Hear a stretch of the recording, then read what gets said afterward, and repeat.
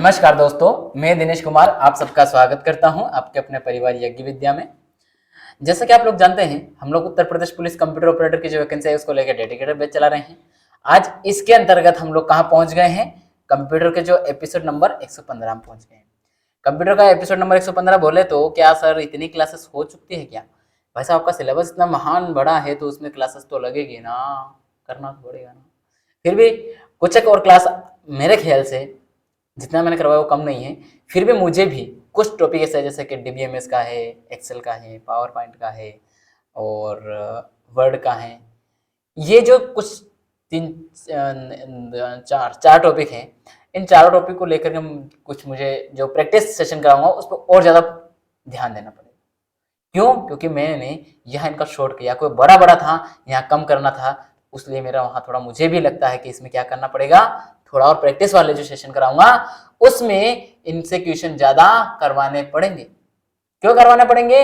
क्योंकि इसमें कुछ टॉपिक ऐसे हैं जिनका हमने चर्चा तक नहीं की। हालांकि ने इनके जो प्रैक्टिकल वाला सेशन लिया मैंने, उनमें हर ऑप्शन को खोल के दिखाया है, करके दिखाया है, लेकिन उनकी थ्योरी आपके पास सभी की तो नहीं पहुंची।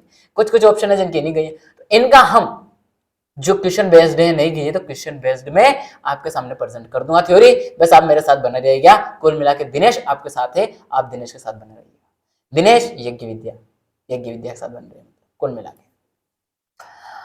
चलिए करते हैं शुरुआत आज के सेशन की। हो गया भाषणबाजी, आते हैं कंटेंट के ऊपर। चलिए आज पढ़ेंगे हम कौन कौन सा, विंडोज, यूनिकोड फॉन्ट और एक्सचेंज ऑफ फाइल्स। इनके बारे में हम एक्रोस प्लेटफॉर्म के बारे में जानेंगे। और ये हर कॉम्पिटिटिव एग्जाम, जिन जिन एग्जाम में कंप्यूटर पूछता है वहां एग्जाम में यूजफुल होगा, जैसे कि एसएससी, बैंकिंग, रेलवे आदि जिन जिन एग्जाम में कंप्यूटर आता है ना वहां हर जगह आएगा।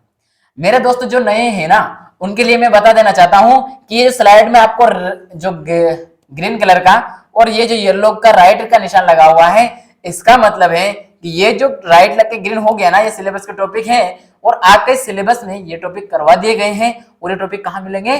प्लेलिस्ट बनी हुई है, प्लेलिस्ट पे कैसे जाएंगे, इनका पीडीएफ कैसे प्राप्त करेंगे, सब मैं वीडियो के अंत में दिखाऊंगा। कैसे क्या प्राप्त करते हैं वो सारी मैं बताऊंगा, आप अंत तक बने रहिए बस।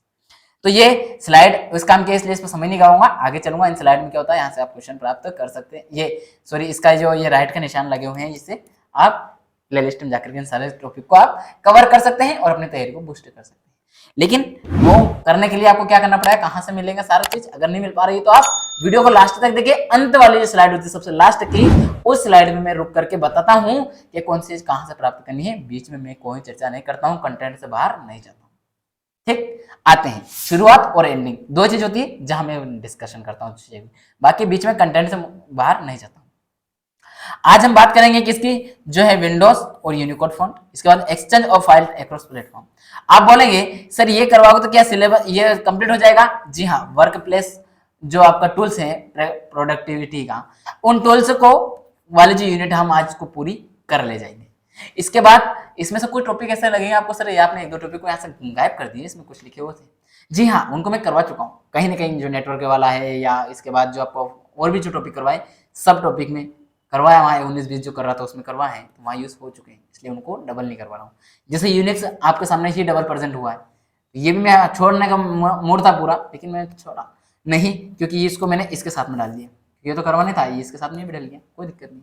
ठीक, तो चलिए करते हैं आज का सेशन की शुरुआत। आ जाते हैं विंडोज के ऊपर। विंडोज क्या होता है ये आपको पता है? विंडोज के अलग अलग वर्जन है, सब कुछ है, लेकिन विंडो क्या होता है यह आपको क्या करना है, कमेंट बॉक्स में बताना है। मैं बताऊंगा, हर क्लास में आपसे क्वेश्चन करता हूं। आप में से बहुत कम लोग ऐसे हैं, क्या आपने, यार मुझे एक बात समझ नहीं आ रही है, आपके पास ओ लेवल सर्टिफिकेट मांगा गया, जिन्होंने ओ लेवल सर्टिफिकेट का फॉर्म के में राइट का क्लिक किया है, उसका डेटा दिया है, उसकी जो सर्टिफिकेट उसको अपलोड किया है, या तो आपने ग्रेजुएशन की होगी, ये मांगा है, मतलब आपने बीएससी कंप्यूटर साइंस की होगी, या जो अभी आपने कंप्यूटर से जो बीसीए होता है, बीसीए होता है वो किया होगा, या आपने कोई डिप्लोमा लिया होगा, किसी तरह कोई डिप्लोमा लिया होगा जैसे डीसीए आदि। जो भी आपने कंप्यूटर में कुछ भी XYZ कोई भी कोर्स तो किया होगा ना, इसकी इक्विवेलेंट। तो क्या आपने ओ लेवल के इक्विवेलेंट का कोर्स किया तो क्या आपको ये कुछ चीजें याद नहीं है बारीकी? जो आपको कुछ थोड़ी बहुत तो याद होगी ना यार, जितना याद है उतना तो आप कमेंट में बता सकते हो ना, बट आपको जितने क्वेश्चन किए जाते हैं आप में से बहुत कम लोगों का रिस्पॉन्स होता है वो ना के बराबर है। मतलब आप में से कोई भी क्या करते हो, जवाब ही नहीं देते हो। मतलब आपकी जो डिग्रियां हैं यह किस लिए हुई है, फिर इसलिए हुई है क्रॉस लगाने के लिए, कोई काम की नहीं है। ऐसा थोड़ा बहुत तो हम सभी याद होता है ना। ठीक है, एग्जिट नहीं बता पाते हो डेफिनेशन, कोई बात नहीं, आप 2 वर्ड लिखिए उसके लिए कमेंट बॉक्स में, परंतु लिखिए अवश्य, क्योंकि उससे क्या होता है, एक ये लगता है कि नहीं हमारा जो कंटिन्यू हमसे बने हुए छात्र हैं, जो भी स्टूडेंट्स से तैयारी करने वाले हैं, उनको थोड़ा बहुत याद हो रहा है, वो अपने आप को क्या कर रहे हैं, इसके अकॉर्डिंग ढाल रहे हैं और तैयारी को बूस्ट करते हुए चल रहे हैं। कैसे विश्वास होगा? नहीं, ये कार्य आपको आज तो करना ही पड़ेगा। और जितनी क्लासेस आपने की हैं, जिन जिन क्लास में जो जो क्वेश्चन पूछा है, जाइए उस क्लास को खोलिए, देखिए लास्ट डे तक जितने क्वेश्चन किए हैं सारी क्लासेस में आप आंसर दीजिए कमेंट बॉक्स में। मैं आज से आपकी हर पहली क्लास लगा के जितनी लास्ट तक की जितनी क्लास हुई है अभी तक, सारे क्लास के मैं कमेंट चेक करना स्टार्ट करूंगा 2 दिन बाद से। आपको क्या करना है, सारी क्लासेस का वो देख करके इसका आंसर देना स्टार्ट कर देना है। चलिए आते हैं क्या होता है विंडोज। हो गया भाषणबाजी। विंडोज है ना, एक तरह से आपका जो सिस्टम है, जो भी आपका लैपटॉप कंप्यूटर वगैरह जो आप चलाते हैं, जिसको आप यूज करते हैं, उसको आप जो ये विंडोज ये क्या करता है, ऑपरेटिंग सिस्टम के अंदर एक ऑपरेटिंग सिस्टम है सबसे पहली बात। तो ये क्या करता है, आपका सिस्टम को क्या करता है, हैंडलिंग करता है, उसको चालू करता है, उसका क्या करता है, मैनेजमेंट करके चलता है, उसका संचालन करके चलता है, उसको संचालित करता है, मतलब उसको प्रेजेंट करता है उसको। और जो भी आपका सामने जो मतलब कंप्यूटर को आपको ऑपरेट करना है, चालू करना है, बंद वगैरह जो भी रखना है, जो भी कार्य करना है, वो विंडोज के अंदर होता है। तो आपका कौन मिला के आपके कंप्यूटर को ऑपरेट करने का कार्य कौन करता है, ऑपरेट करने का कार्य करता है, मतलब संचालित करने का कार्य करता है, तो वो करता है आपका विंडोज करता है। आपको यह शब्द ध्यान देना इसमें, यही आपका एग्जाम क्वेश्चन होगा। और विंडोज एक क्या है, ऑपरेटिंग सिस्टम है। विंडो क्या है, एक विंडोज एक ऑपरेटिंग सिस्टम है।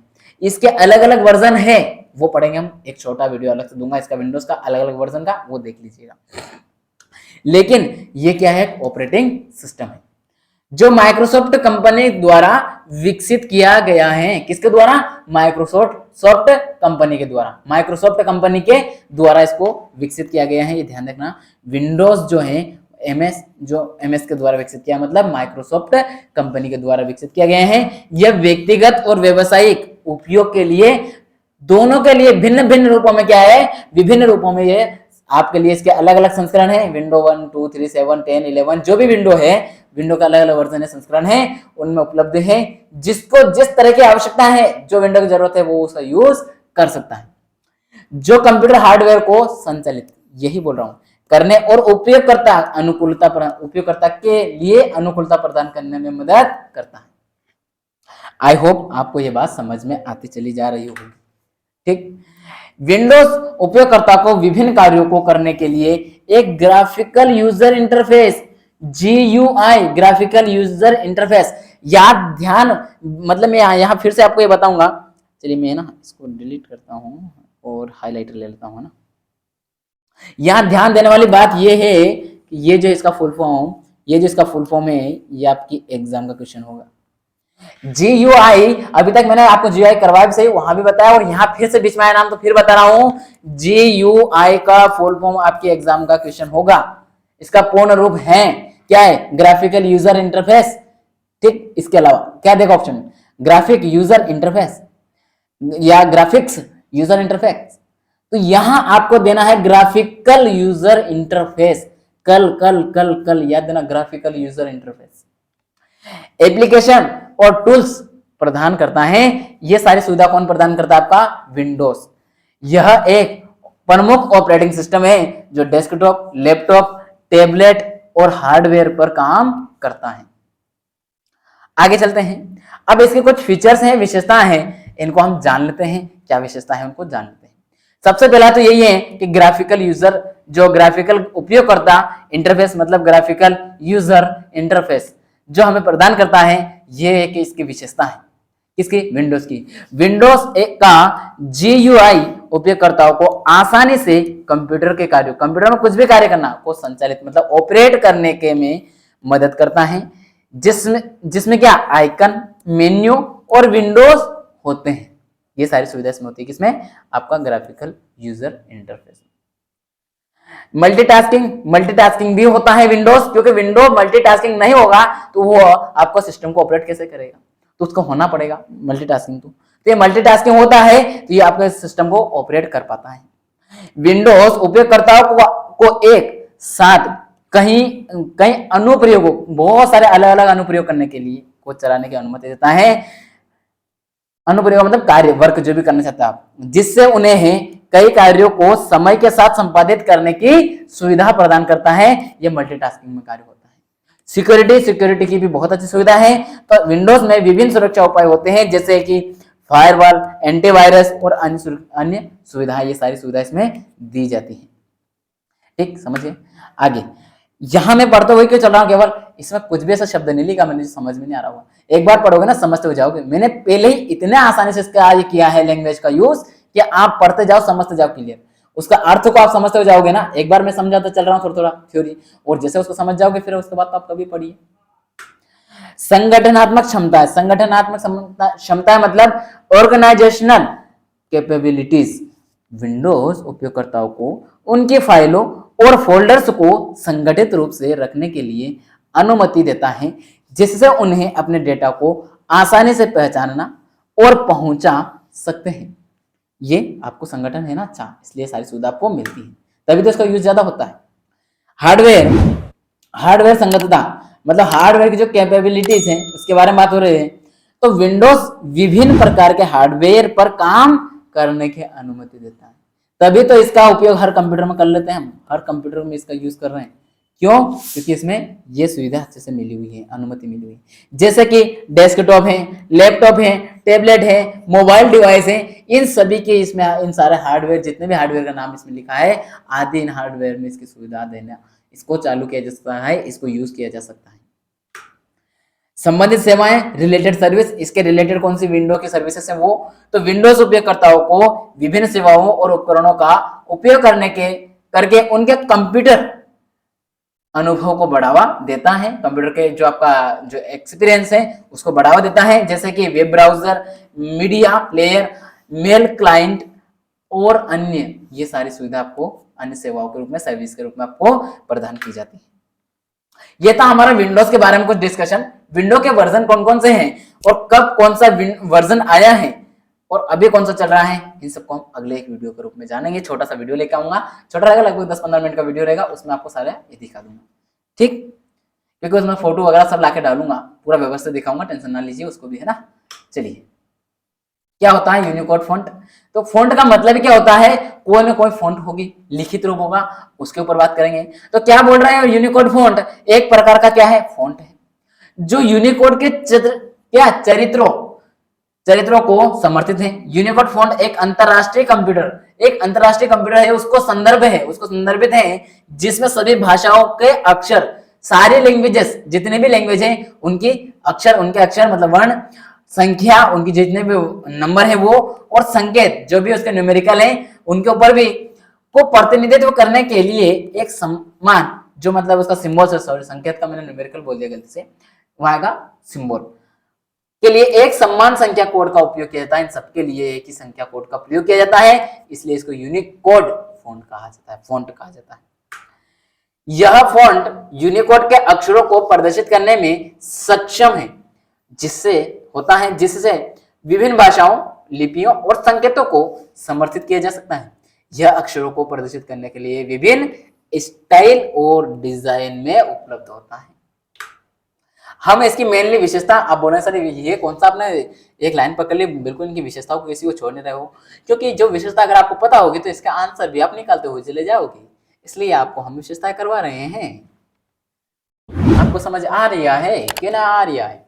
आ रहा है तो कम मेरे चैनल को सब्सक्राइब कर लीजिए और अपने दोस्तों को इसकी लिंक अवश्य शेयर कर दीजिए। ठीक, चलिए करते हैं।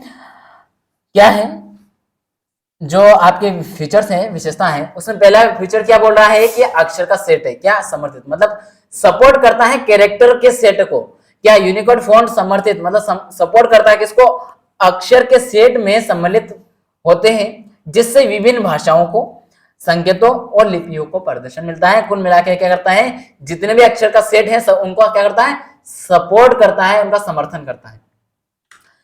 अंतरराष्ट्रीय प्रयोग, इंटरनेशनल इसका जो एक्सपेरिमेंट होता है इंटरनेशनल लेवल पे, इसलिए इसका यूज हर देश में होता है, तो इसकी इंपॉर्टेंस बढ़ जाती है।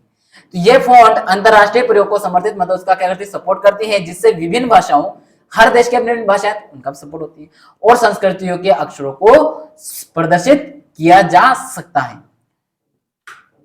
स्थायित्व, जो ड्यूरेबिलिटी है उसकी बात हो रहा है, मतलब टिकाऊ की बात हो रहा है, स्टेबिलिटी भी हो सकता है स्थायित्व के लिए शब्द। यूनिकोड फॉन्ट एक स्थायी और स्थिर रूप से अक्षरों को प्रदर्शित करते हैं, जिससे यूनिकोड का प्रतिनिधित्व के लिए उपयुक्त होते हैं। विभिन्न स्टाइल और डिजाइन, मेनली इसका भी समर्थन ये लोग करते हैं, इसका डिजाइन का भी। तो क्या होता है डिजाइन में, इसमें होता है ये जो फॉन्ट है ये विभिन्न स्टाइल, मतलब जितने भी अलग अलग प्रकार के स्टाइल है उनका और डिजाइन उनका क्या में उपलब्ध है हर डिजाइन में, और जिससे क्या होता है उपयोगकर्ता अपनी पसंद के अनुसार क्या करता है, चयन कर सकता है कि इसका जो भी आप चाहते हो उस डिजाइन को आप क्या कर सकते हो, उस स्टाइल को आप चॉइस कर सकते हो, और उसका अपने जो भी आप डॉक्यूमेंट बना रहे हो उसमें उसका प्रयोग कर सकते हो। संगठित सारणी मतलब ऑर्गेनाइज्ड टेबल। ऑर्गेनाइज्ड टेबल का मतलब है कि जो आपकी फॉन्ट है ये ऑर्गेनाइज्ड रूप में होती है, जो कि एक उपयोगकर्ता को जिससे क्या क्या लाभ होगा, अगर ऑर्गेनाइज रूप में होगा, जो आपको क्लासेस दी जा रही है। अगर ये टॉपिक वाइज नहीं हो और ये आगे पीछे हो, मान लीजिए मैंने पहली क्लास ली इंट्रोडक्शन की, उसके बाद सेकंड क्लास ले ली मैंने, जो भी क्लास उसको गायब करके मैंने छठे नंबर की क्लास को यहाँ रख दिया, तो ये आपके अंदर इसमें पढ़ने में आपको आसानी होगी। आप देखो क्लास नहीं देखोगे, आपको सीरियल से क्लास मिल रही है एक के बाद एक, तो आप कंटिन्यू बन के क्लास कर पा रहे हो, इसीलिए मजेदार हो रहा है आपके लिए। संगतता, कैपेबिलिटी में क्या होता है, इसमें यह फॉन्ट विभिन्न ऑपरेटिंग सिस्टम हो, क्या संगतता मतलब विभिन्न ऑपरेटिंग सिस्टम हो, एप्लीकेशन, वेब ब्राउजरों को में संगत होता है, मतलब उनमें कार्य कर सकते हैं, जिससे उपयोगकर्ता विभिन्न प्लेटफॉर्मों पर सही रूप से प्रदर्शित किए जा सकते हैं, सही रूप में वहां कार्य कर सकते हैं, एक तरह से प्रदर्शन कर सकते हैं अपना। ये था हमारा यूनिकोड फॉन्ट। अब देखेंगे हम exchange of file across platform. Across platform को जान लेते हैं, क्या होता है एक्रोस प्लेटफॉर्म। सबसे पहली बात, इसमें फाइल शब्द आ रहा है और प्लेटफॉर्म आ रहा है, तो कहीं ना कहीं इसमें फाइल जो आपका दस्तावेज है इनके बारे में बात होगी। इनका क्या होगा, ट्रांसफर होगा, किसी के साथ शेयर करेंगे, शेयरिंग का कार्य करेंगे फाइलों का। कहीं ना कहीं इनका जो वर्क होगा ऑपरेटिंग सिस्टम के रूप में, कहाँ करोगे आप, फाइलों का साझाकरण करोगे। आप इसका क्या करोगे, किसी अपने परिचित को या किसी भी अन्य व्यक्ति को आप क्या करोगे, अपना फाइल है उसका शेयरिंग करोगे, और उसका इस प्लेटफॉर्म का प्रयोग करके। तो क्या बोल रहे हैं यहाँ पर, ये समझना प्रयास कीजिएगा। Exchange of file across platform एक फीचर है, एक विशेषता है ये, जिसका मतलब एक अच्छा लाभदायक वर्क है इसका एक तरह से, जिसका उपयोग विभिन्न ऑपरेटिंग सिस्टम या डिवाइस के बीच फाइलों को साझा करने, किसके रूप में, विभिन्न डिवाइस या ऑपरेटिंग सिस्टम में क्या हो रहा है, फाइलों को क्या हो रहा है यहाँ पर, शेयर, साझा मतलब शेयरिंग करने के लिए किया जाता है। इसका मतलब है कि आप एक प्लेटफॉर्म से दूसरे प्लेटफॉर्म पर फाइलें साझा कर सकते हैं, जैसे विंडो, मैक, लिनक्स, इन सब में आदि, इनमें आप क्या कर सकते हैं, फाइल का ट्रांसफर कर सकते हैं इधर से उधर। तो ये क्या हो रहा है, एक प्लेटफॉर्म है फाइल को ट्रांसफर करने के लिए, सुविधा प्रदान करने का। ठीक, समझ गए होंगे, आई होप समझते हुए चल रहे होंगे। एक्सचेंज ऑफ फाइल विभिन्न तकनीकियों का उपयोग करके फाइलें क्या करते हैं, शेयर करता है, जैसे कि ईमेल, साइटों पर अपलोड, कोई भी आपकी साइट है उसके ऊपर अपलोड करना, एप्लीकेशन के ऊपर अपलोड करना, वेब सेवाओं के माध्यम से। आपको यहां मैं बताने की कोशिश कर रहा हूं किसके माध्यम से, कि ये जो बात की है आपको, हम लोग जो पीडीएफ देते हैं, ये क्लास का पीडीएफ जो दिया जाता है आपको टेलीग्राम के माध्यम से देते हैं। तो ये क्या हो रहा है, एप्लीकेशन हो रहा है, टेलीग्राम है, ये है। दूसरा, मैं आपको एक लास्ट में एक जो हमारी यज्ञ विद्या क्या है, एप्लीकेशन है, उस एप्लीकेशन नाम बताता हूं हर बार, क्या है उस एप्लीकेशन नाम है www.यज्ञविद्या, वाई नहीं, यज्ञ विद्या पूरा है, यज्ञविद्या.com।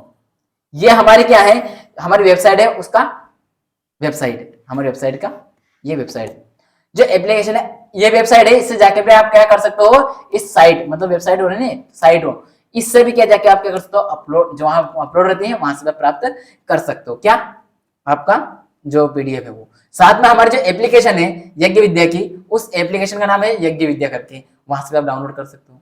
उस एप्लीकेशन डाउनलोड करके उसमें अपना नंबर रजिस्टर करो, उसके बाद आपको वहाँ पीडीएफ रहता है, वहां से भी आप डाउनलोड कर सकते हो। तो ये सारी सुविधा जो है ये कर सकते हो इन एप्लीकेशन के माध्यम से भी। ये सारी वेब सेवा वगैरह सारी इसमें इनके माध्यम से हम इसका यूज करते हैं एक तरीके से। तो वही बात यहाँ पर भी कह रहा हो कि इनका फाइल का ट्रांसफर किसके माध्यम से, इनके माध्यम से करते हैं। हम लोग भी आपके सामने फाइल ट्रांसफर करते हैं ना, वो यही तो हो रहा है एक तरह से। यह उपयोगकर्ता, मैंने मानने की बोला, फिर आप ये मत बोला ये होता है, मान के चलिएगा, एक तरह से यही है, ये शब्द है ना। यह उपयोगकर्ताओं को अपने फाइलों को विभिन्न उपकरणों और प्लेटफॉर्मों पर सहजता से एक दूसरे के साथ साझा करने की अनुमति देता है। सहजता मतलब आसानी से आप उसमें क्या करते हो, अपने डॉक्यूमेंट को या अपने फाइल को अपने जो साथी हैं, जो आपके मेंबर के पास जो है मेंबर हैं, जो आपके ग्रुप के मेंबर वगैरह जो भी हैं, उनको आप आसानी से क्या कर सकते हो, आपकी फाइल को शेयर कर सकते हो, साझा कर सकते हो। यह अधिकतम उपयोगकर्ता अनुकूलता, उपयोगकर्ता के अनुकूल होती है, मतलब जो यूजर्स होते हैं उसके अनुसार वह व्यवस्थापन को सुनिश्चित करता है, मतलब उसके साथ रहता है, चाहे वह किसी भी डिवाइस, प्लेटफॉर्म या नेटवर्क से जुड़ा हो, सभी को सुविधा प्रदान मिलती है। ठीक, ये इंग्लिश में पढ़ते हुए चलिएगा, ये समझाए वही बात है। अब आप देखिए ये क्या है, विशेषता है। हमने हर टॉपिक की विशेषताओं को टच किया है, किसी की भी एक भी टॉपिक की विशेषता को हमने छोड़ा नहीं।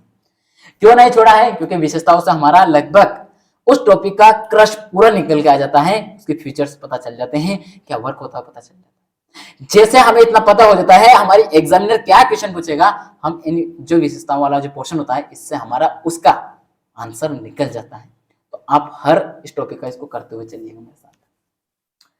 संगतता, तो कैपेबिलिटी जो है इसमें क्या होता है, ये एक विभिन्न प्लेटफॉर्मों पर के बीच संगत, मतलब अलग अलग प्लेटफॉर्म है, अलग अलग, जैसे मान लीजिए आपको हम लोगों का ये है, मान लीजिए टेलीग्राम चैनल है, तो ऊपर से हमारा यज्ञ विद्या का जो है वो, मान लीजिए व्हाट्सअप है, हमारा व्हाट्सअप आईडी से देख लीजिए, हमारे जो ईमेल है, ईमेल वाला है, तो ये आदि ईमेल, ठीक, ये सारे कार्य जो हम कर रहे हैं, ये इनके माध्यम से जो कार्य करेंगे हम, तो ये सारे अलग अलग प्लेटफॉर्म है।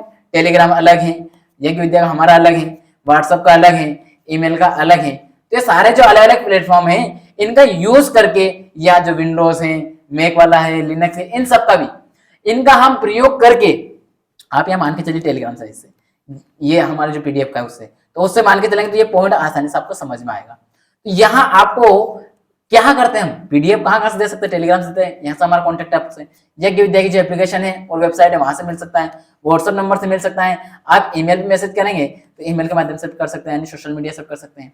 ठीक वैसे ही ये जो अलग अलग प्लेटफॉर्म है, विंडो, मैक और लिनक्स, इन पे भी आप फाइलों का ट्रांसफर कर सकते हैं आसानी से। इनके लिए सुविधा प्रदान करता है कौन, exchange of file across platform जो है वो ये सुविधा प्रदान करता है आपको। ठीक है, आई होप आप समझ गए होंगे अच्छे से, और आपको ये सारी बात समझ में आती चली जा रही होगी।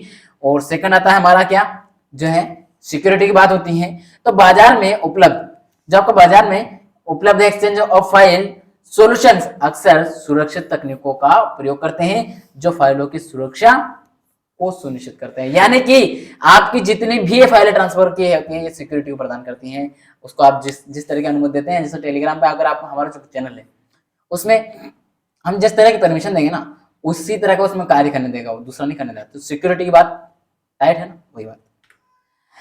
जो स्पॉन्टेबल मतलब सहजता है, कुल मिलाकर सरल रूप से, आसानी से, इसको ऐसे समझिए, आसानी से आपको क्या हो रही है, उपलब्ध हो जाए, कोई भी कार्य करने में आसानी हो। ठीक, तो इसका उपयोग करना आसान होता है और उपयोगकर्ता को अधिक चिंता किए बिना फाइल शेयर मतलब साझा करने की अनुमति देता है। बड़े आकार की फाइलों का समर्थन, मतलब जो बड़ी फाइल होता है उनका भी ये सपोर्ट करता है। ऐसा नहीं कि केवल छोटी सी फाइलों को आप शेयर कर सकते हो, जैसे ईमेल छोटा करता है, व्हाट्सएप भी छोटा करता है, इनमें बड़ी बड़ी फाइलें इतनी आसानी से शेयर नहीं होती है, लेकिन ये बड़ी बड़ी फाइलों को भी शेयर करना ऑप्शन देता है। टेलीग्राम पे कर सकते हो आप कोई भी बड़ी फाइल, क्योंकि वो बड़ी टाइम मिलेगा लेकिन वो शेयर कर दे।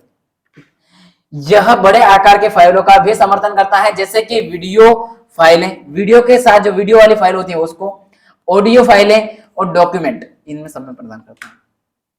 ये डॉक्यूमेंट यहाँ गलत लिखा, ठीक है, ये डॉक्यूमेंट ऐसे लिखाएगा, यहाँ पर आएगा आपका चंद्र बिंदु।